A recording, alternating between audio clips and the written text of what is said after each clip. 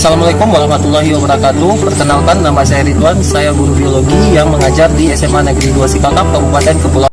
Sekolah kami berada di daerah 3T, Kabupaten Kepulauan Mentawai, dan di tengah keterbatasan yang ada, kami tetap aktif menggunakan IT dalam pembelajaran.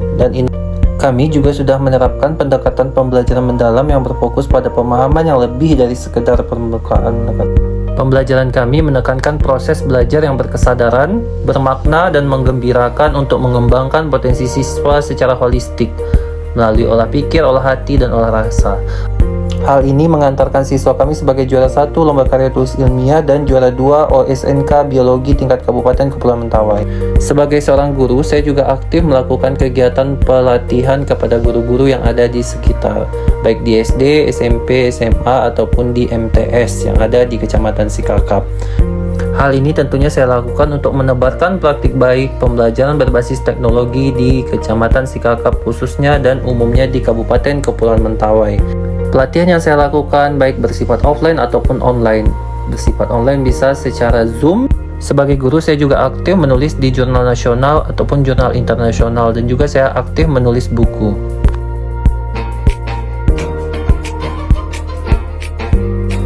Semua, baik Pak. Bagaimana kabar kamu hari ini? Baik. Teman-teman yang tidak hadir tadi siapa? Cindy. Oke, kemudian Tidak ulang saja ya. Nah, sudah siap belajar hari ini? Sampah-sampahnya udah nggak ada lagi ya. Nah, pelajaran sebelumnya kita sudah belajar mengenai DNA, kromosom sama gen. Masih ingat antara apa itu DNA kemarin? Ciri-ciri DNA, bahasa nitrogennya apa yang maksudnya? Ayo coba tunjukkan. Bahasa nitrogen yang menyusun DNA adalah, coba Cindy Senora. Ya, bahasa nitrogen bunyinya apa?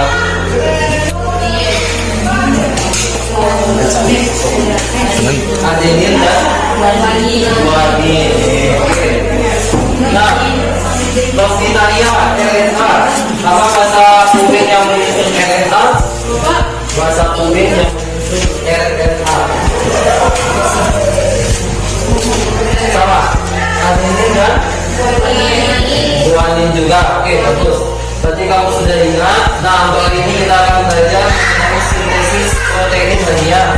mRNA-nya. mRNA ada T di sini, kamu apain aja? A tetap, T jadi U. Ini ayam.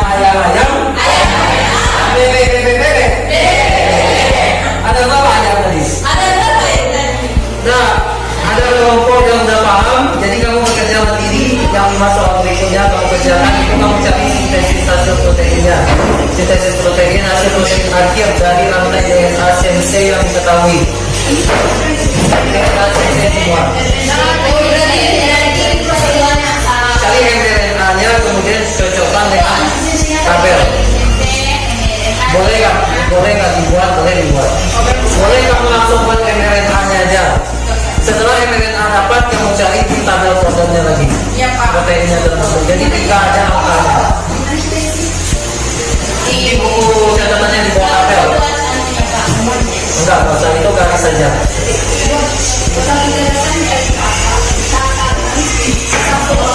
Iya, betul.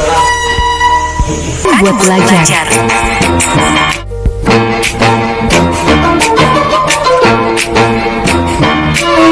Kupejamkan mataku, mencoba ku terlelap, bila rasa tubuhku ingin tidur yang nyenyak. Ku coba tuh melupakan semua kisah hari ini. Cerita yang ku alami kadang bikin aku kesal. Tiba-tiba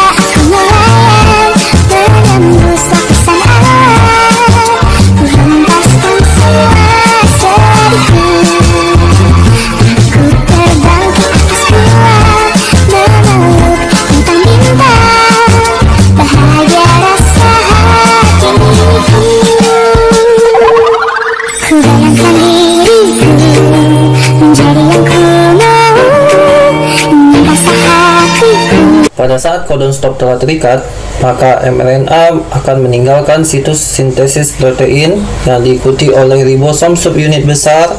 Kemudian dilanjutkan yang terakhir adalah subunit kecil. Selanjutnya inilah protein yang terbentuk dari proses sintesis protein kita kali ini. Ada methionine, serine, thymine, dan codon stop yang menandakan bahwa protein terbentuk ada 3. Oke, dah tepuk tangan bagi kita semua. Kesimpulan materi kita ini. Hari ini saya sudah belajar tentang amino, sudah mampu menentukan protein yang terbentuk dalam DNA. Bagaimana menurut Anda pembelajaran kita hari ini? Apakah sudah paham semua atau masih belum? Dan bagaimana model pembelajaran protein? Kami mampu memahami pembelajaran yang baik. Dan tepuk tangan untuk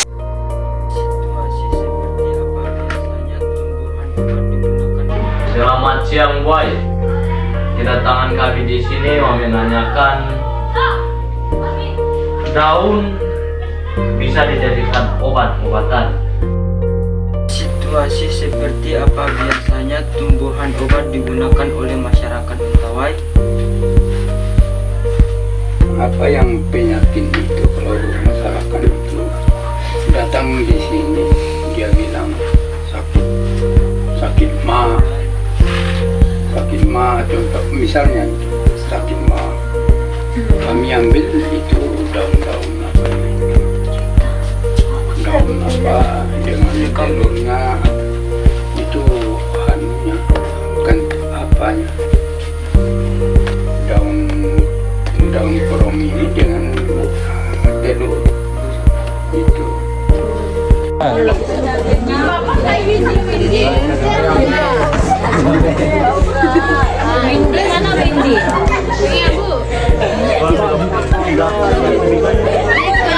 Biasanya tumbuhan bila obat digunakan oleh masyarakat Mentawai. 5. Pertanyaannya, dalam situasi seperti apa biasanya tumbuhan obat digunakan oleh masyarakat Mentawai? Jawabannya adalah ketika masyarakat tersebut datang dan meminta bantuan untuk membuatkan obat tersebut. Baiklah, saya akan menjawab pertanyaan dari kelompok 2. Dalam upacara adat atau kegiatan spiritual lainnya, ia sangat penting. Apakah jawaban kami sangat tepat? Saya akan menambahkan obat karena tumbuhan obat diminta memiliki upacara karena ada roh-roh yang dekat di tumbuhan obat. Baiklah, masih adakah kelompok pertanyaan berikutnya? Silakan. Sebutkan dan jelaskan bentuk daun yang kamu ketahui. Bentuknya ada beberapa macam seperti lonjong, memanjang, ada yang berbentuk bulat, dan ada yang berbentuk menjadi seperti yang dari bungkus tersebut. Apa tanaman obat yang ada di gambar tersebut? Nama obat itu adalah daun puilu, untuk menambah darah dan untuk mengobati. Sama lengkapnya di bawah sana. Paham? Silakan selamat bekerja. Jadi silakan nanti di bawah para cari juga mungkin bisa mengarahkan kita. Ya ini waktu buat kan tempat alas kartonnya kan di bawah. Ini di atas kartonnya di mana lebih lah. Ini dia. Jual kan? Nah, ini jadi bisa dilakukan baik mudah-mudahan. Jadi sebenarnya dari SD STEM ini harus sudah kita ajarkan ke siswa, tapi tidak.